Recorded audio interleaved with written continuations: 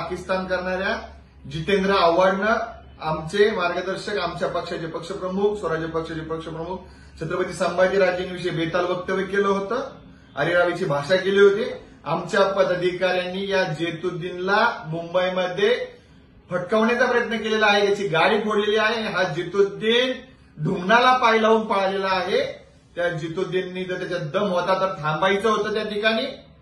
जेतुद्दीनला आमचं सांगणं आहे, महापुरुषांविषयी तू बोलू नकोस, महाराष्ट्राचं जनजीवन विस्कळीत करू नकोस, तू सबोर्डिनेट राहा, अन्यथा येणाऱ्या कालावधीमध्ये तुला या महाराष्ट्रामध्ये राजकारण, समाजकारण, शेती, उद्योग, गुन्हेगारी यातील नवनवीन घडामोडींसाठी आजच हिंदवी न्यूजला सबस्क्राईब करा आणि बेल आयकॉनवर क्लिक करायला विसरू नका।